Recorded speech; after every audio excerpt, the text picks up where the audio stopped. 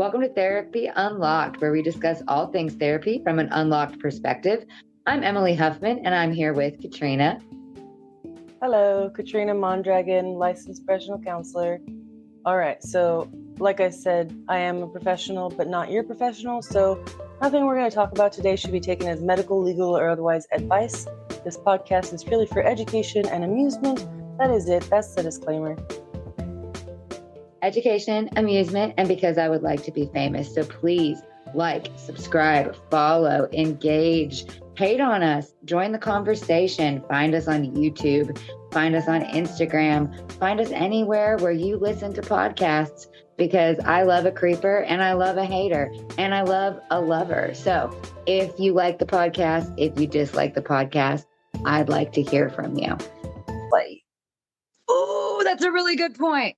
Okay, so empathetic fallacies being essentially trying to reason with the abuser or perpetrator in a way that appeals to their sensitivities.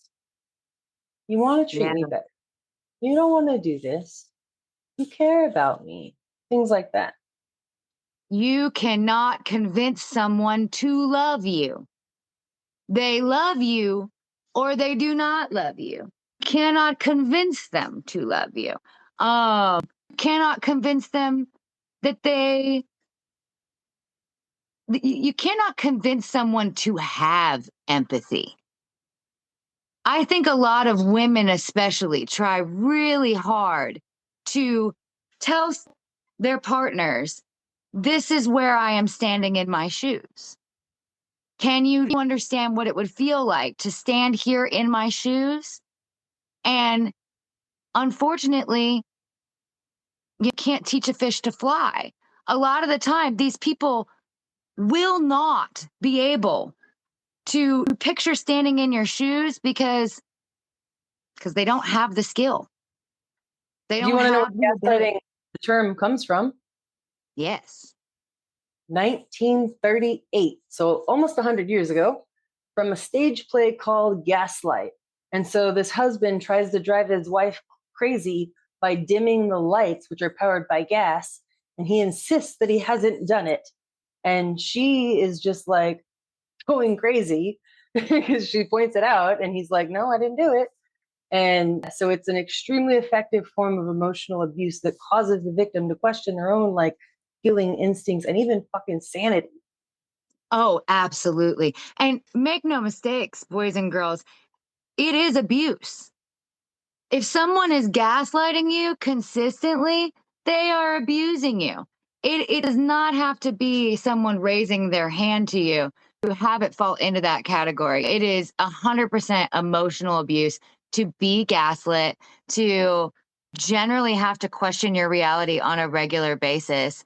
And I think that it's such a good thing to have people cognizant of the reality that the gaslighting exists. I don't think I knew it existed as a high schooler or someone in my early 20s. Yeah. Do you know the signs? Oh, go ahead. You said one of them already. You said questioning yourself for sure. So am I too sensitive? That kind of shit. Right. Constantly second guessing yourself, feeling like you're confused, crazy, over apologizing to your partner. And when you can't understand why, with so many things that appear good in your life, you aren't happier, making excuses for your partner's behavior to your friends and family, withholding information so you don't have to explain or make excuses. When you know in your heart that something is terribly wrong, but you can't quite express what it is, even to yourself, where you start lying in order to avoid the put downs and reality twists. Mm-hmm. You have trouble making the simple decisions, I don't know what to wear, simple shit. A sense that you used to be a very different person, more confident, more fun-loving, more relaxed. Feelings of hopeless or joylessness. You can't do anything right. Or even wondering if you're a good enough partner. Those are all signs that possible gaslighting may be occurring in a relationship. Yeah. I have some maybe off the beaten path ones, but like I said, I've put in my master's degree on this one. If you go into your gallery on your phone and you have more screenshots than you do selfies, you might be being gaslit. It's completely possible. If you feel the need to save elements of a conversation, if you've gotten to that point in your relationship that you feel like you have to save the conversation, you might be being gaslit. I think that's a hot take on that one, but no, if you have to screenshot it and you have no documented history of I think that's a good example of a day-to-day, what would you look for in your everyday life? Mm-hmm. Yeah. If you feel like you need to talk to your best friend about the argument that just happened to affirm that it happened, Or here's then another you one. might be getting gaslit. If you feel the need to record the conversation so you can hear it later, you might Yes. be being gaslit. If you feel like you need to record the conversation, I brought this up before on the pod and said I thought this was something that might have saved my life, but this is something one could definitely use too if they were wondering if they were being gaslit, which is that I would on TikTok, because it was not on my phone, in my phone gallery, I would go and I would record messages to myself and save them in my drafts.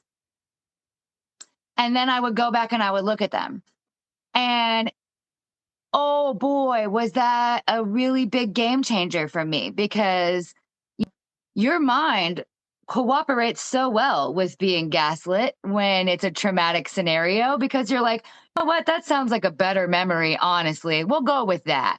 I was overreacting. Or this was, it must not be this scenario. But that's it. I went back and I recorded messages to myself. But if you find yourself doing those behaviors, hey, you don't have to put in the research hours. I did it for you. You're being gaslit. Like, listen to your anger. Let it be something that lets you know. That's part of why I say I did reverse anger management, because I had counselors saying, hey, Get angry. You can be mad about this. You do not have to let this one go.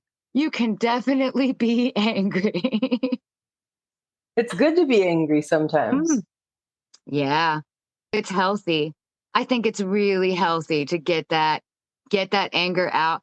And I'll go one step further and say that parents, we need to let our kids be angry more often. Oh, especially if they're doing the preferred behavior anyway. Let them have their attitude and they're still taking out the trash or doing the dishes or whatever their chore, cleaning their room. Let them have their feelings. Don't tell Yes. them to fix their face. No. I'm a big believer in you can have your feelings. Do not let them hurt anyone else, right? So we do talk a lot about that, but especially for I'll say to the boy moms, but to the mothers of sons, we should really be letting our sons be angry now so that they can learn how to do that in a healthy way and not grow up to increase the statistical abuse of women.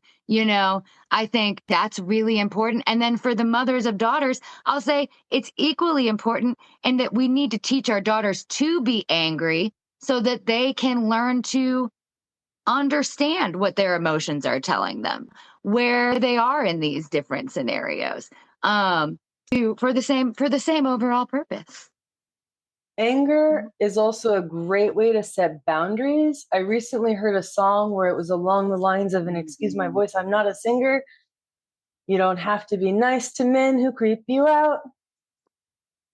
Oh, yeah. It don't be polite to men who creep you out. Yep. Yes, I love, love that song. I have sung it with. Maybe I'll record her, not her face, but maybe I'll make a short of her.